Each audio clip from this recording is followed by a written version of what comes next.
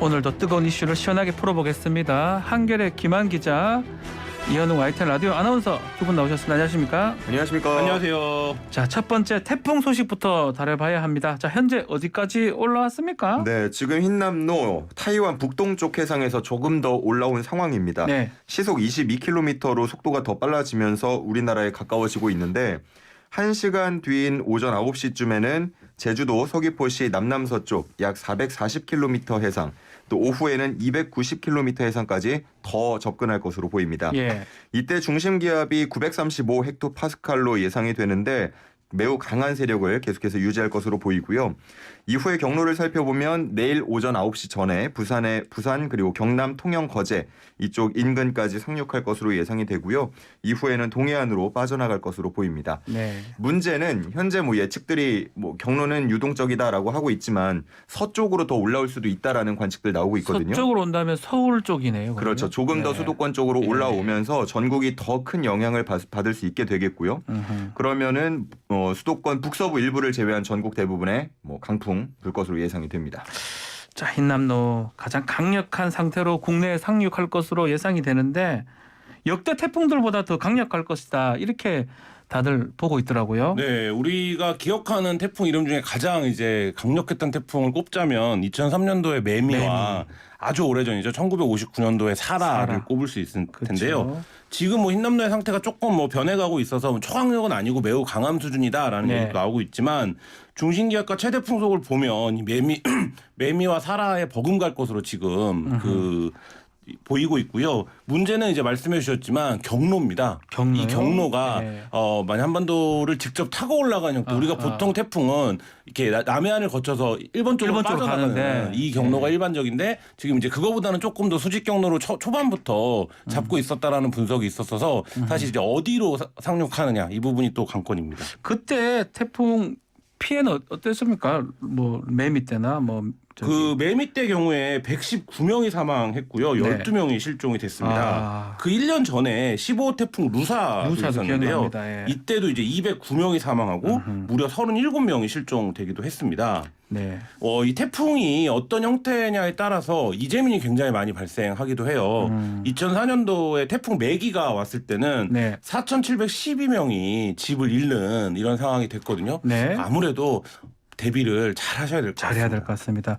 비바람이 얼만큼 몰아치는 겁니까? 강하다고 하는데. 남해안 지역에는 순간 최대 풍속이 40에서 60m 정도의 폭풍이 불 거다 이렇게 지금 전망을 하고 있는데요. 네. 초속 60m면 돌을 옮긴다 그래요. 그리고 건물 일부가 무너질 수 있다. 무너질 수 있고. 이런 정도의 세기라고 하니까 오늘부터 이제 아마 오늘 밤부터 내일 오전까지가 좀 관건일 것 같은데요. 대비 잘하고 안전한 곳에 계셔야 될 것 같습니다. 일본은 벌써 지금 많은 피해가 나타나네. 특히 오키나와는 직격으로 갔던 것 같은데요. 네, 그 많은 분들 오키나와 상황 보고 와 어마어마하다 이런 느낌들 받으셨을 텐데요. 지금 일본 당국이 발령하는 태풍 경보가 있는데 5단계 경보 중에 두 번째로 높은 레벨 4에 해당한다고 하고 오키나와는 이제 대규모 피난 지시가 지금 내려져 있는 상황이라고 하고요. 예. 이게 이제 강풍이 불면 전신주가 넘어지는 일들이 있는데 이렇게 되면 정전이 오게 됩니다. 네. 지금 오키나와가 약간 이런 지금 상황이다. 이렇게 전해지고 있습니다. 자, 이현우 아나운서, 정부가 발빠른 대응에 나서고 있네요. 네, 일단 중앙재난안전대책본부 네. 비상대응수위 1단계에서 3단계로 3단계. 바로 격상을 했고요. 2단계 거치지 않고 바로 격상을 했고 태풍 호우 위기 경보 수준도 2단계인 주의에서 최고 단계인 심각까지 올렸습니다. 그리고 반지하, 해안가 도로 등의 그 위험 지역에 대해서 사전 대피 요청했고요. 태풍이 상륙할 것으로 예상되는 내일 오전에는 민간 기업들에게 재택근무 혹은 유연근무, 출퇴근 시간을 조정해 줄 것을 요청하기도 했습니다. 자, 그리고 네. 선제적 대처 중요하다고 하면서 아하. 공직자들에게는 선조치 후보고 해달라고 했는데 이런 태풍 불어닥치면 정말 1분 1초가 급한 상황들이 그렇죠. 벌어지지 않습니까? 예. 그렇기 때문에 일단 보고 하기 전에 하지 말고 조치할 거 있으면 조치해라 조치하고, 이렇게 얘기를 한 상황입니다. 차후에 보고를 해달라 이렇게 얘기를 했는데 지난 8월 달에 수도권 집정 호우 때 그때 질타를 좀 많이 받았잖아요. 이번엔 대응력 좀 잘 보여줄 수 있을까요? 분명히 그때랑은 달라야 되고요. 지금 윤석열 정부가 여러 요인들이 거론되지만 당시에 이제 그 수도권 집중호우에 대응을 잘 못했다. 이후에 네. 그 과정을 이제 홍보하는 과정에서의 문제 이런 것들이 뭐 어떤 정부의 실력이 없는 거 아니냐 뭐 이렇게 이제 비춰지기도 했고 여전히 이제 그 문제를 비판하는 분들이 있는데 네. 이번만큼은 좀 달라야 될 것 같고요. 특히 이제 현장에서는 즉각적으로 행정이 어떻게 움직이는지가 체감이 됩니다. 예. 그러니까 그 부분에서 뭐 언론에 보여주는 어떤 게 아니라 좀 현장에 도움이 되는 행정이 되기를 기대해 봅니다. 특히 이번 태풍 대응이 추석 민심 또 밥상 민심이라 그러잖아요. 네. 분수령이 될 것 같은데 지금 정부가 아니면 윤석열 대통령 지지율이 소폭 좀 반등하고 상승하는 모양새인데 만약에 이걸 좀 대응을 잘못한다면 악영향을 끼칠 수도 있을 것 같아요. 네, 뭐 대응을 잘하기를 기원하고요. 근데 이제 다만 어쨌든 대응의 이 문제가 결국에는 정치가 여러 가지 일들을 해야 되지만 국민들의 실생활을 지켜주는 것, 그 최소한의 어떤 행위 뭐 이 부분이 굉장히 중요하기 때문에 지금도 뭐 당시에 지난번에 이제 수도권 집중호우 때 뭐 집에 있었냐 왜 집에 있었냐 왜 못 나왔던 거냐 대통령이 있는 곳이 곧 집무실이라는 얘기가 맞는 거냐 이런 얘기들이 여러 입말로 올랐거든요. 그렇죠. 그러니까 이번에도 마찬가지 상황이 될 수 있습니다. 그렇기 때문에 대통령실도 그리고 행정부처들도 좀 각별한 대응을 해줬으면 좋겠습니다. 자, 이런 와중에 부산시가 올린 한 게시물이 논란이 되고 있습니다.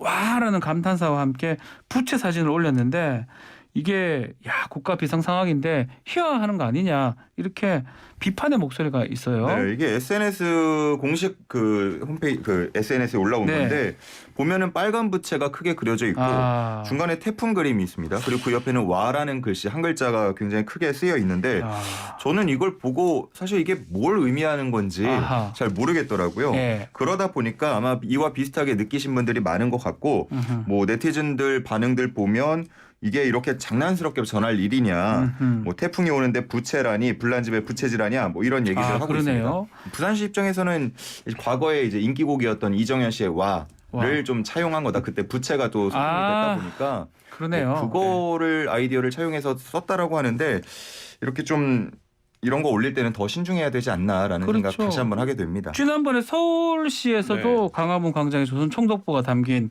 작품 논란이 됐었는데 이거를 조금 빈번하게 이런 일이 좀 최근에 일어나는 것 같아요. 그러니까 행정부처가 SNS를 운영하면서 이거에서 우리가 좋아요를 많이 받아야겠다.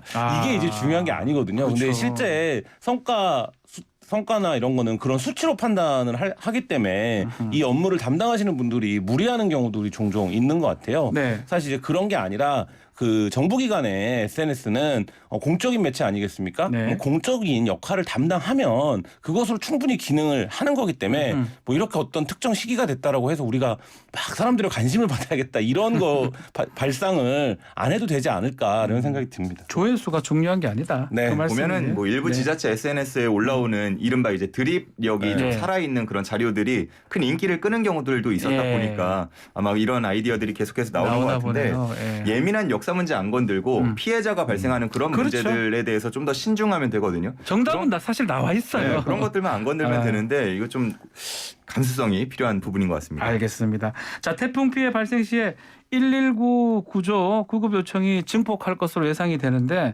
119 연결이 안 되면요. 배수 지원 등 민원 신청을 110에 이용하시면 됩니다. 참고하시기 바라고요.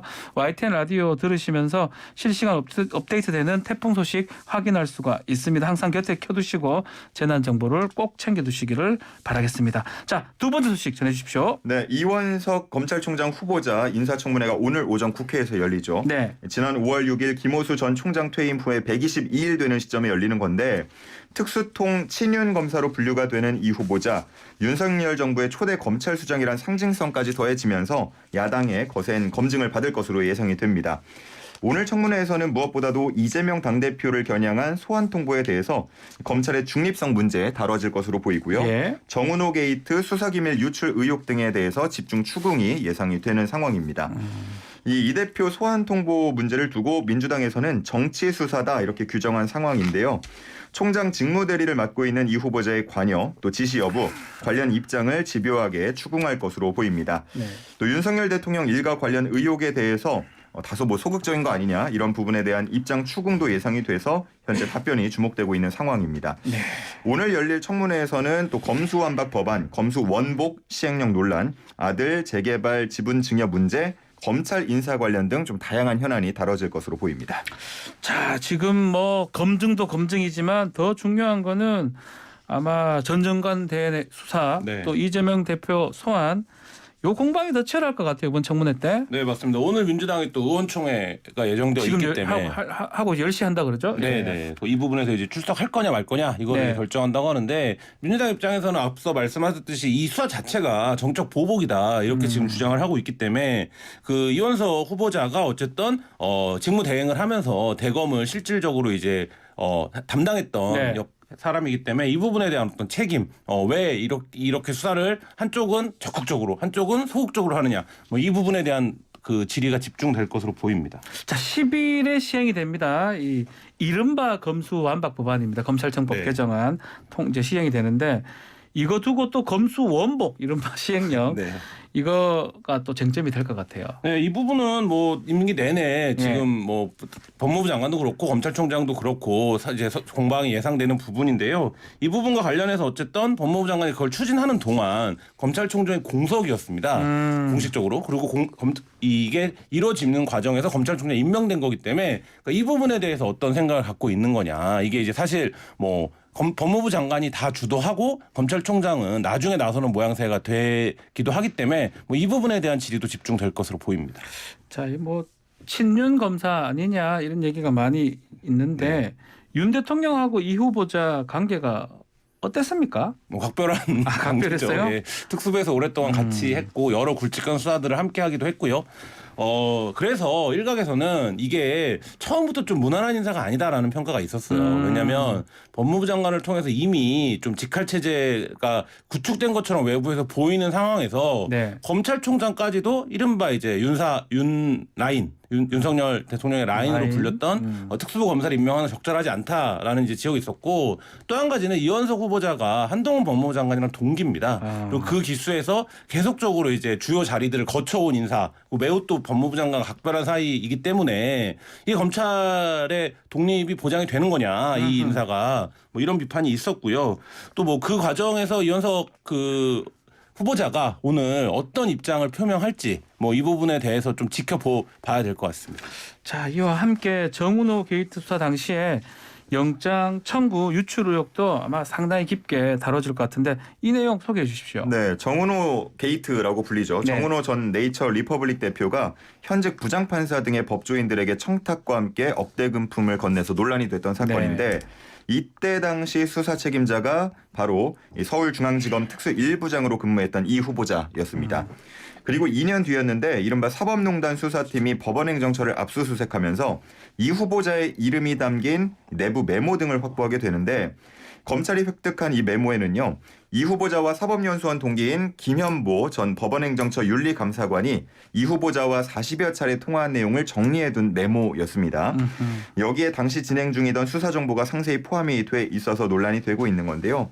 이 같은 사실이 2021년 사법농단 사건으로 기소가 돼서 대법원에서 무죄가 확정된 신광열 부장판사의 1심 판결문에 등장해서 한 차례 논란이 됐다가 이번에 인사청문회를 앞두고 다시 한번 또 논란이 되고 있습니다. 자, 수사기밀 유출 의혹 관련해서 지난 22일인가요? 이미 법사위에서 설전이 오갔던 것 같아요, 이거. 네, 김남국 의원이 이제 지적을 했어요.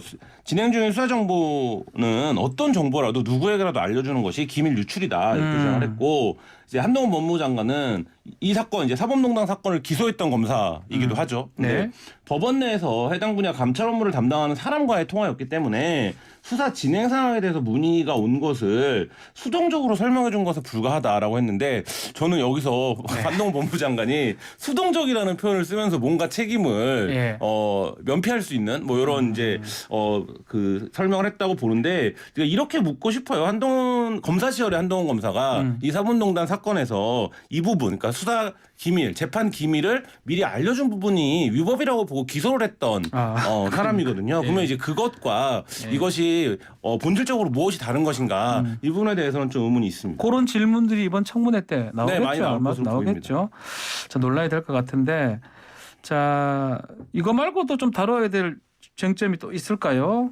아이들한테 증여를 또 했었네요. 네, 그 두 아들이 미성년자였을 당시에 그 재개발 예정지 지분의 일부를 증여받았고 이 후보자 부부 역시 이제 장모로부터 토지 지분 일부를 증여받았다라는 이제 보도가 나왔는데요. 이 부분과 관련해서 이게 전형적인 재산 증식을 위한 쪼개기 증여 아니냐. 그러니까 이게 무슨 얘기냐면 재개발이 되는 어떤 부지가 있는데 이걸 여러 명의 명의로 나눠서 증여를 하면 네. 재개발이 확정이 되면 각각의 사람들이 다 재개발 예정지에 이제 주택이 생기게 되니까 이런 방식으로 접근한 거 아니냐. 뭐 지금 이제 이런 의혹이 있는데 이 부분에 대해서도 특히 이제 그 미성년자였기 때문에 그 아들들이 뭐 이 논란이 되고 오늘 이제 해명이 되어야 될 것으로 보입니다. 알겠습니다. 자, 오늘 킹스맨 여기서 마무리를 하겠습니다. 김한 기자 또 이한홍 아나운서 두 분 감사합니다. 고맙습니다. 감사합니다.